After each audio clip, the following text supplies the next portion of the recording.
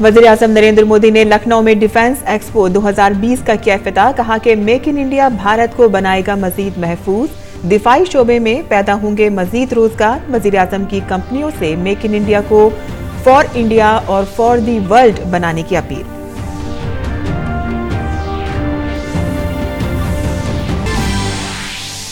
वज़ीर-ए-आज़म नरेंद्र मोदी ने श्री राम जन्मभूमि तीर्थ क्षेत्र ट्रस्ट तश्कील देने का किया ऐलान। वज़ीर-ए-आज़म ने कहा कि ट्रस्ट अयोध्या में राम मंदिर की तामीर से मुताल्लिक फैसलों के लिए होगा आज़ाद। मरकज ने जारी किया गैजेट नोटिफिकेशन।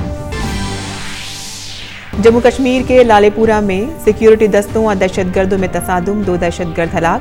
सीआरपीएफ का 1 जवान भी शहीद।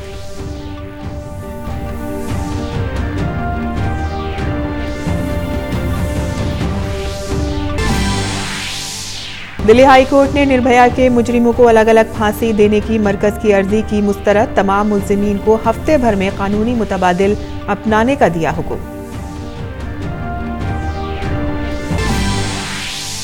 काबीना सेक्रेटरी की कोरोना वायरस के सिलसिले में जारी इक़दामात का जायजा लेने के लिए मीटिंग। चीन से आने वाले मुसाफिरों के लिए नया वीजा एडवाइजरी जारी। चीन से आने वाले तमाम अफराद को रखा जाएगा अलग थलग।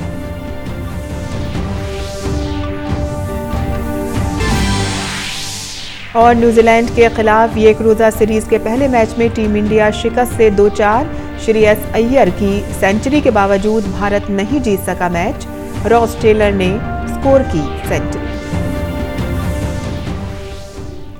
आदाब नाज़रीन, इमरोज़ में आपका इस्तकबाल है। मैं हूं साइमा खान। अब खबरें तफसील से।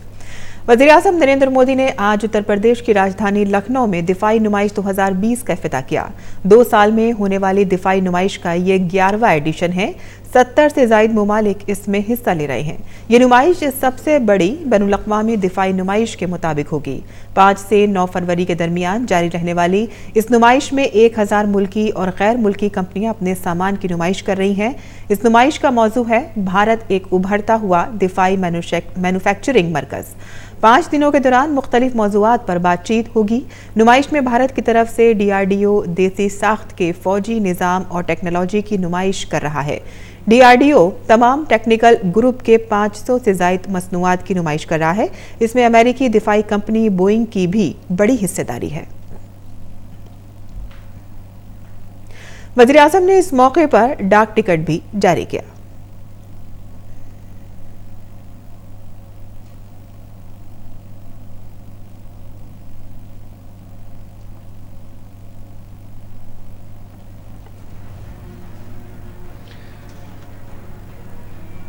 To manufacture MIL grade precision components for aircrafts in India using new materials and alloys like scandium. टोर है ये जो बन रहे हैं, इससे दक्षिण में भी रक्षा उत्पादन का काफी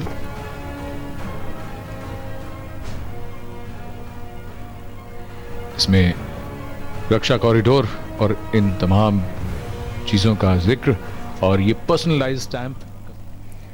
वज़ीर-ए-आज़म ने डिफेंस एक्सपो 2020 में अपने खिताब के दौरान कहा कि हर गुजरते दिन के साथ सिक्योरिटी चैलेंज बदल रहे हैं और टेक्नोलॉजी भी तब्दील हो रही है। उन्होंने कहा कि डिफेंस एक्सपो 2020 की थीम भी दरपेश चैलेंजों की अक्कास है।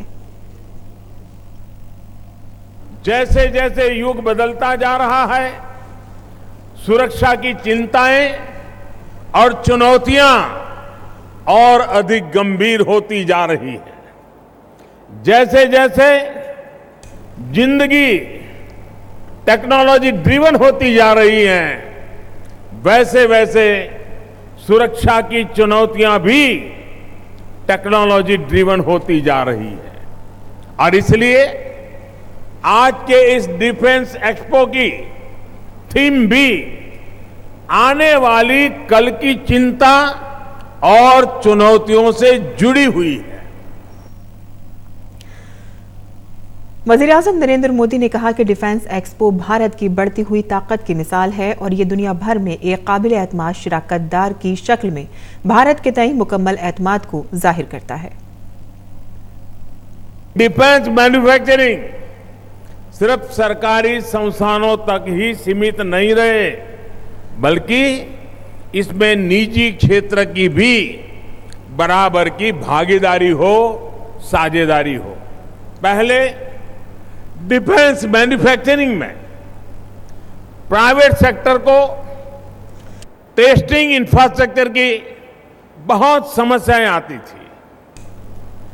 इसके लिए अब रास्ते खोले गए हैं और डीआरडीओ में भारतीय उद्योगों के लिए बिना चार्ज के ट्रांसफर ऑफ टेक्नोलॉजी की नीति बनाई गई है। वहीं रिसर्च में यंग टैलेंट को बढ़ावा देने के लिए डीआरडीओ ने 5 नई लैब बनाई हैं। उन्हें 35 साल से कम उम्र के युवा ही मैनेज भी कर रहे हैं और इनमें रिसर्च भी कर रहे हैं। इसके अलावा इंडियन मैन्युफैक्चरर्स के लिए इंडस्ट्रियल लाइसेंसिंग रिजीम को उदार बनाया गया है। इससे रक्षा क्षेत्र में न्यू एंट्रेंस का खास तौर पर एसएमईज की एंट्री आसान हुई है। निजी क्षेत्र की सहूलियत बढ़ाने के लिए ऑर्डिनेंस फैक्ट्री द्वारा बनाए जा रही 600 वस्तुओं में से हमारी सरकार द्वारा 275 को नॉन कोर घोषित किया गया है।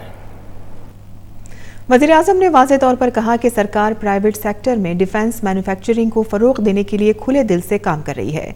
मजमे से खिताब करते हुए उन्होंने बताया कि डिफेंस मैन्युफैक्चरिंग की खातिर प्राइवेट इंडस्ट्री के लिए आसानी पैदा करने की गर्ज से कई इक़दाम किए गए हैं, जिसमें भारतीय प्राइवेट कंपनियों के लिए मुफ्त में डीआरडीओ पेटेंट को ओपन करने का फैसला शामिल है। हम पर इंडियन ओशन रीजन के साथ साथ दुनिया के एक बड़े हिस्से में अपने हितों के अलावा मानवता को भी सुरक्षित रखने की जिम्मेदारी है। हमारे ऊपर खुद के साथ साथ पड़ोस के अपने मित्र देशों को भी सुरक्षा देने का दायित्व है। हम ऐसे क्षेत्र में हैं जहां सुरक्षा से जुड़ी तमाम चुनौतियां हैं। इन चुनौतियों के लिए हर वक्त तैयार रहना हमारी जरूरत है। साथियों, डिफेंस प्रोडक्शन को लेकर हमारी एम्बिशंस किसी दूसरे देश के खिलाफ नहीं है। ये काम भारत के का अगर इतिहास देखा जाए, भारत ने ना कभी किया है और ना ही ऐसा करने की हमारी इच्छा है। पड़ोसी दोस्त ममालिक के लिए अमन और सलामती के मौजू पर बात करते हुए वज़ीर-ए-आज़म ने वाज़ेह तौर पर कहा कि भारत एक ऐसे खत्ते में है जहां इसे सिक्योरिटी चैलेंजेस का सामना करना पड़ता है और भारत इन चैलेंजों का सामना करने के लिए तैयार है। उन्होंने वाज़ेह तौर पर कहा कि भारत की दिफाई मैन्युफैक्चरिंग किसी मुल्क को निशाना बनाने के लिए नहीं है। आईडेक्स के आइडिया को विस्तार देने के लिए, इसको स्केल अप करने के लिए 200 नए डिफेंस स्टार्टअप शुरू करने का लक्ष्य रखा गया है।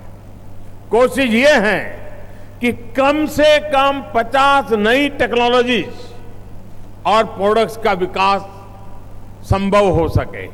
इस वाले समय में हमारा प्रयास एक long term integrated perspective plan बनाने का भी है, जो डिफेंस टेक्नोलॉजी डेवलपमेंट से जुड़ी रणनीति को दिशा देगा। इसका उद्देश्य आने वाले 15-20 वर्षों में अति आवश्यक टेक्नोलॉजिकल क्षमताओं की पहचान करके उसके निर्माण के लिए योजना बनाना है। वैसे मेरा यह भी सुझाव है कि देश की प्रमुख इंडस्ट्रीज और इंडस्ट्री बॉडीज को डिफेंस मैन्युफैक्चरिंग का एक कॉमन प्लेटफॉर्म बनाना चाहिए। वज़ीर-ए-आज़म ने भारत को कल के लिए तैयार करने और बदलते स्ट्रैटेजिक मंजरनामों में इसकी हिकमत अमले पर भी रोशनी डाली। उन्होंने कहा कि भारत एक मरबूत तवील मुद्दती मुमकिना मंसूबे पर काम कर रहा है जो अगले 15 से 20 वर्षों में पेचीदा टेक्नोलॉजीज की शिनाख्त करेगा। उसी की अगुवाई कर रहे हैं।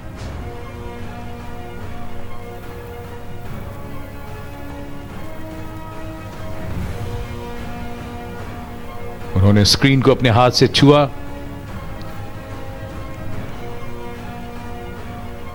And let there be light. India Pavilion has been. These strategies, these innovations are also used for a lot of humanitarian work in the country.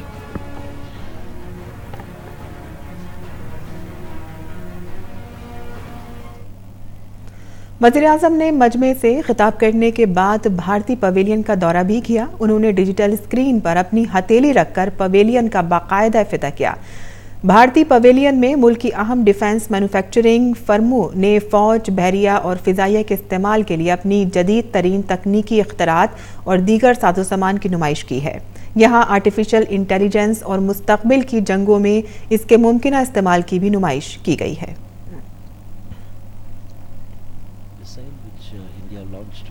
India's capability to knock out an enemy satellite and safeguard India's space assets. इसे DRDO ने तैयार किया है। जैसा हम सब जानते हैं DRDO का, और ये एक हवाई जहाज का मॉडल जिसमें हम देख सकते हैं BrahMos missile on the Su-30, which has been tested quite a few times.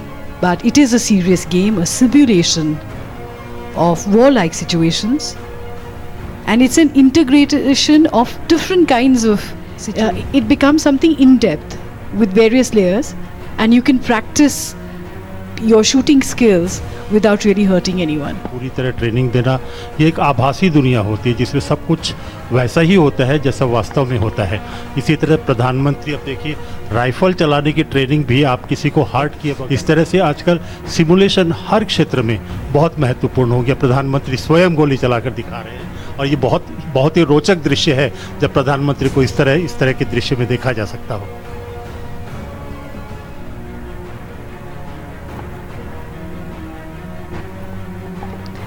Dr. APJ Abdul Kalam has said to succeed in your mission, you must first have single-minded bot.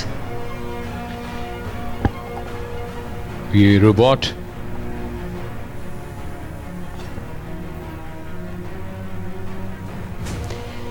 reality and virtue.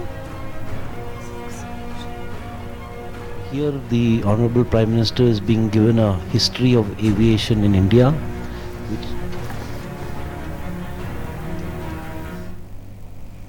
ये झलकियां आप defence expo 2020 की देख रहे थे जिसका आज इफ्तिताह हुआ है। और मजीद खबरों की जानिब भी रुख कर लेते हैं, जहां पार्लियामेंट इजलास के दौरान भारत और अमेरिका सनती सिक्योरिटी मुआहदे पर वजीर ख़जाना निर्मला सीतारमन ने कहा कि ये मुआहदा दिफाई साजो सामान की तकनीक को शेयर करने के लिए अहम है। इससे भारत की मेक इन इंडिया पहल को कामयाब बनाने में मदद मिलेगी। इसके अलावा इस मुआहदे का मकसद दोनों ममालिक के दरमियान बेहतर तालमेल कायम करना है।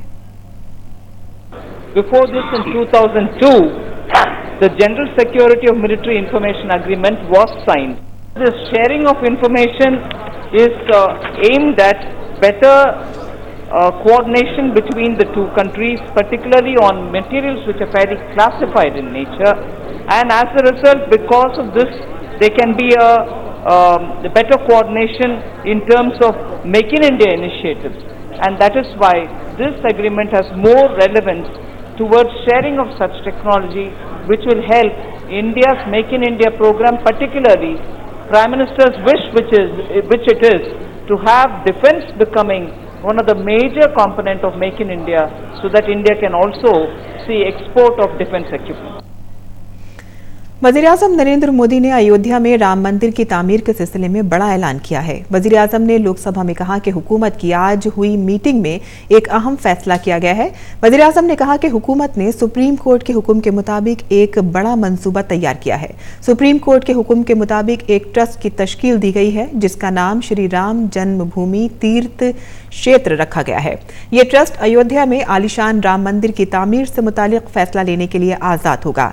वज़ीर-ए-आज़म ने जैसे ही ये ऐलान किया, पार्लियामेंट हाउस जय श्री राम के नारों से गूंज उठा।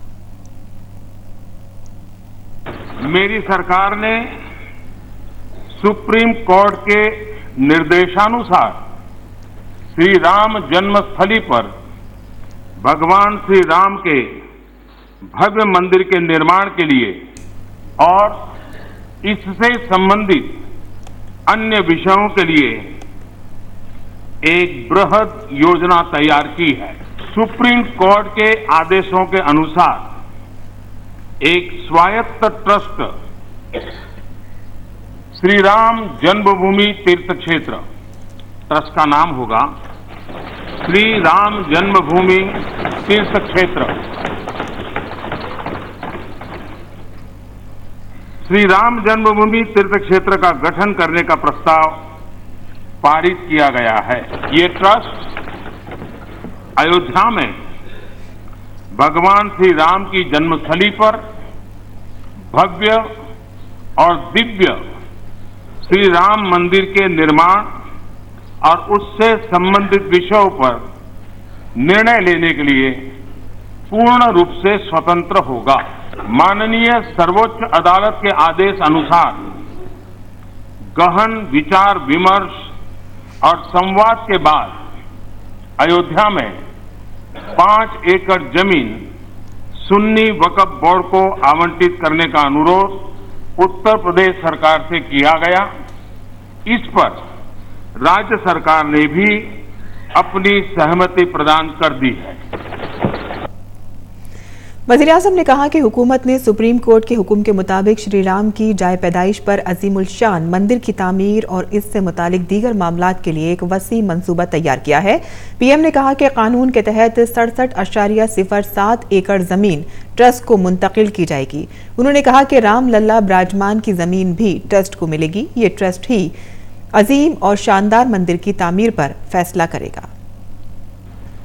मेरी सरकार ने फैसला किया है कि अयोध्या कानून के तहत अधिगृहित संपूर्ण भूमि जो लगभग 67.703 एकड़ है और जिसमें भीतरी और बाहरी आंगन भी सम्मिलित है, उसे नवगठित श्री राम जन्मभूमि तीर्थ क्षेत्र को हस्तांतरित किया जाए। वज़ीर-ए-आज़म ने कहा कि 9 नवंबर को अयोध्या पर फैसला आने के बाद अहले वतन ने जिम्मेदारी का सबूत दिया जिसकी तारीफ होनी चाहिए। पीएम ने कहा कि भारत में हर मजहब के लोग जानते हैं कि हिंदू, मुस्लिम, सिख, ईसाई हों या बौद्ध, पारसी, जैन हों, हम सब एक कुनबे के लोग हैं। मुल्क की तरक्की के इसी जज्बे के साथ हुकूमत सबका साथ, सबका विश्वास के उसूल पर चल रही है। हिंदुस्तान में हर पंथ के लोग, चाहे वो हिंदू हो, मुस्लिम हो, सिख हो, ईसाई हो, बौद्ध, पारसी और जैन हो, हम सभी एक बृहद परिवार के ही सदस्य हैं। इस परिवार के हर सदस्य का विकास हो, वो सुखी रहे, स्वस्थ रहे, समृद्ध बने, देश का विकास हो, इसी भावना के साथ मेरी सरकार सबका साथ, सबका विकास, सबका विश्वास के मंत्र पर चल रही है। वज़ीर दाखिला अमित शाह ने अयोध्या में आलीशान मंदिर की तामीर के लिए हुकूमत के जरिए श्री राम जन्मभूमि तीर्थ क्षेत्र नाम से ट्रस्ट बनाने के तारीखी फैसले का खैरमकदम किया और ट्वीट पर कहा है कि श्री राम जन्मभूमि पर अदालत उज़्मा के हुक्म के मुताबिक आज भारत सरकार ने अयोध्या में प्रभु श्री राम के आलीशान मंदिर की तामीर की सिमत में अपना अज़्म जाहिर करते हुए श्री राम जन्मभूमि तीर्थ क्षेत्र ट्रस्ट बनाने का तारीखी फैसला किया है। भारत की आस्था और अटूट श्रद्धा की अलामत भगवान श्री राम के मंदिर के तई वजीर आजम श्री नरेंद्र मोदी जी के अज़्म के लिए मैं उनका तहे दिल से खैर मकदम करता हूं। आज का दिन पूरे भारत के लिए निहायती खुशी का दिन है। ये ट्रस्ट मंदिर से मुतालिक हर फैसला करने के लिए मुकम्मल तौर पर आज़ाद होगा और 67 एकड़ ज़मीन ट्रस्ट को ट्रांसफ़र की जाएगी। मुझे मुकम्मल तौर पर यकीन है कि करोड़ों लोगों का सदियों का इंतजार जल्द ही खत्म होगा और वो प्रभु श्री राम की जन्मभूमि पर उनके आलीशान मंदिर में दर्शन कर पाएंगे। श्री राम जन्मभूमि तीर्थ क्षेत्र ट्रस्ट में 15 ट्रस्टी होंगे, जिसमें से एक ट्रस्टी हमेशा दलित समाज से रहेगा और समाजी हम आहंगी को मजबूत करने वाले ऐसे बेमिसाल फैसले के लिए मैं वजीर आजम नरेंद्र मोदी जी को मुबारकबाद देता हूँ। पार्लियामेंट में चाइल्ड पोर्नोग्राफी और सोशल मीडिया के गलत इस्तेमाल के ताल्लुक से पूछे गए सवाल पर मरकजी वजीर रविशंकर प्रसाद ने कहा कि चाइल्ड पोर्नोग्राफी एक संगीन खतरा है और मुल्क में रिवेंज पोर्नोग्राफी भी बढ़ रही है। उन्होंने कहा कि हुकूमत इस पर रोक लगाने के इक़दाम कर रही है, लेकिन इसके खिलाफ पूरे मुल्क को मुत्तहद होने की जरूरत है। Pornography, particularly child pornography, is a serious menace. It is a serious menace. Global body has already taken a call that all the countries need to work together.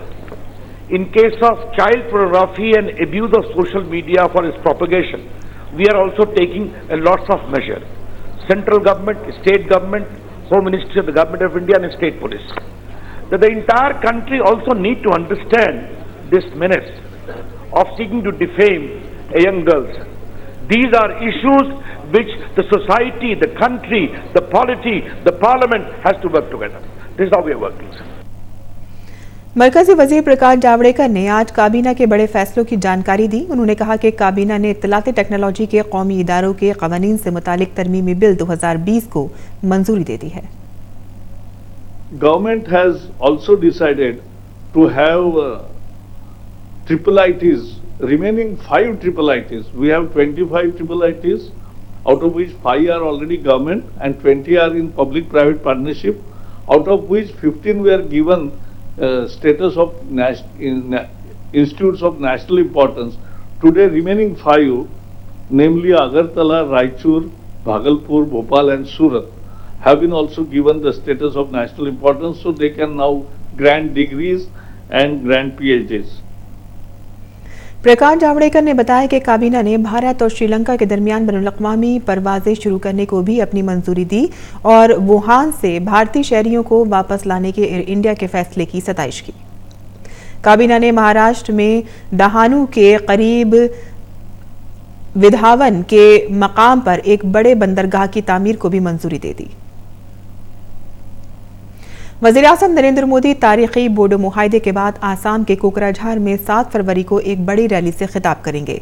वज़ीर-ए-आज़म की क़यादत में दहाइयों पुराने इस मसले को हल करने के एतराफ़ में बोडो खित्ते के अवाम उनका खैर मकदम भी करेंगे। 27 जनवरी को दिल्ली में इस बड़े मुआहदे पर दस्तखत हुए थे, जिसके बाद NDFB के मुख्तलिफ ग्रुपों के 1600 से ज़ायद मुसल्लह कैडर्स ने खुद सुपुर्दगी भी की थी। वज़ीर दाखिला अमित शाह ने बोडो समझौते को वज़ीर-ए-आज़म के सबका साथ, सबका विकास और सबका विश्वास नारे की कामयाबी बताया था। जम्मू कश्मीर में श्रीनगर के लालेपुरा इलाके में दहशतगर्दों और सलामती दस्तों के दरमियान एक तसादुम हुआ, जिसमें CRPF का एक जवान शहीद हो गया। इस कार्रवाई में 2 दहशतगर्द हलाक किए गए हैं, जबकि एक दीगर शदीद जख्मी हुआ है। तफसीलात के मुताबिक श्रीनगर में सलामती दस्तों की टीम कार्रवाई में मसरूफ थी कि कार में मौजूद दहशतगर्दों ने फायरिंग शुरू कर दी। निर्भया के मुजरिमों को एक साथ फांसी देने की अर्जी खारिज किए जाने के खिलाफ मरकजी और दिल्ली हुकूमत ने सुप्रीम कोर्ट का रुख किया है। मरकज ने ज़ैली अदालत के उस हुक्म को चैलेंज किया था जिसमें निर्भया के मुजरिमों की फांसी पर रोक लगाई गई थी। दिल्ली हाई कोर्ट ने कहा है कि इन सब मुजरिमों को एक साथ फांसी दी जाए, न कि अलग अलग सजाए मौत दी जाए। और बीजेपी के लीडर प्रकाश जावड़ेकर ने आम आदमी पार्टी पर तनकीद करते हुए कहा है कि उसे बीजेपी पर इल्जाम लगाने की आदत है, लेकिन आम आदमी पार्टी का असली रंग अब अवाम के सामने आ चुका है। उन्होंने कहा कि यह साबित हो चुका है कि शाहीन बाग में गोलीबारी आम आदमी पार्टी के कारकुन ने की थी और ये पूरा वाकया आपके वोट बैंक की सियासत का एक हिस्सा है। दिल्ली के असेंबली इंतखाबात में इस बार 1,47,86,382 राय दहिंदगान अपने हक़ राय दही का इस्तेमाल करेंगे। आज दिल्ली में चीफ इलेक्शन अफसर रणबीर सिंह ने बताया कि इस बार के इंतखाब में 2,32,815 वोटर ऐसे हैं जो पहली बार हक़ राय दही का इस्तेमाल करेंगे। अफसर रणबीर सिंह ने बताया है कि दिल्ली असेंबली इंतखाबात में बुजुर्गों को पोलिंग मरकज तक ले जाने और फिर घर छोड़ने की सहूलत के लिए इंतखाबी कमीशन ने रजिस्ट्रेशन की आखिरी तारीख आज तक के लिए बढ़ा दी थी। पिकअप एंड ड्रॉपिंग नाम की इस सहूलत की पहली आखिरी तारीख 31 जनवरी की थी। अभी तक तकरीबन 600 बुजुर्ग शहरियों ने इसके लिए दरख्वास्त दी है। और कोरोना वायरस से निपटने के लिए काबीना सेक्रेटरी ने आला सतही मीटिंग की। इस मीटिंग में महकमा सेहत और खानदानी बहबूद के सेक्रेटरी, वजारत खारजा, वजारत शहरी हवाबाजी, वजारत अद्वियात और सेहत से मुतालिक तहकीक के महकमे के सेक्रेटरियों ने शिरकत की। दीगर अफसरान ने भी इस मीटिंग में हिस्सा लिया। वायरस को देखते हुए सफरी एडवाइजरी भी जारी की गई थी। और कुदरती आफात के दौरान दिव्यांग अफराद की शिराकतदारी को यकीनी बनाने के मकसद से नई दिल्ली में कौमी कॉन्फ्रेंस का इनेकाद किया गया। कुदरती आफात के कौमी इदारे और दिव्यांगों की खुद मुख्तारी के महकमे के मुश्तरका तौर पर इस कॉन्फ्रेंस का इनेकाद किया। इस दौरान तमाम पेशावर अफराद कुदरती आफात के वक्त दिव्यांगों के किरदार को बढ़ाने से मुतालिक अपने तजर्बात शेयर करेंगे। NDMA के रुकन कमल किशोर ने कहा है कि हमें कुदरती आफात के दौरान दिव्यांगों की सिक्योरिटी और शिराकतदारी को यकीनी बनाना होगा। समाजी राब्ते की साइट ट्विटर के एक नए ज़ाब्ते के मुताबिक अब गुमराह करने के लिए डिज़ाइन किए गए फ़ोटो और ऑडियो वीडियो को लेबल किया जाएगा। ज़रूरत हुई तो इस मवाद को हटाया भी जा सकता है। ट्विटर के मुताबिक इसका मकसद हेर फेर करने वाले मवाद को शेयर किए जाने से रोकना है। और अमेरिका के सदर डोनाल्ड ट्रंप ने कहा है कि उनके दौर में अमेरिका की मईशत ने गैर मामूली तरक्की की है और ये कि वो सोशलिज्म को मुल्क के निज़ाम सेहत खराब नहीं करने देंगे। उन्होंने कहा है कि फ़ौज को मजबूत बनाया है और मशरिक़ वुस्ता में अमेरिका की जंगें ख़त्म करने के लिए काम किया जा रहा है। उन्होंने इन ख्यालात का इजहार स्टेट ऑफ द यूनियन खिताब में किया। सदर ट्रंप ने कहा कि 3 साल पहले हमने अमेरिका की अज़मत की वापसी का आगाज़ किया था। आज मैं आपके सामने शानदार नताइज पेश करने के लिए मौजूद हूँ। उनके बकौल मुल्क की मईशत बेहतर हो रही है, रोज़गार में इजाफा हो रहा है, जराइम घट रहे हैं और अमेरिका तरक्की कर रहा है। सिर्फ 3 साल में ही हमने अमेरिका के जवाल की सोच को ख़त्म कर दिया है। और भारत और न्यूजीलैंड के दरमियान वनडे सीरीज का पहला मैच आज हैमिल्टन में खेला गया, जिसमें न्यूजीलैंड ने भारत को 4 विकेट से हरा दिया। भारत ने 348 रन का हदफ रखा, जिसे न्यूजीलैंड ने 6 विकेट गंवाकर हासिल कर लिया। इससे पहले न्यूजीलैंड ने टॉस जीतकर पहले गेंदबाजी का फैसला किया था। और इसी के साथ ही रोज इख्तिताम पजीर होता है। इजाजत दीजिए, आदाब।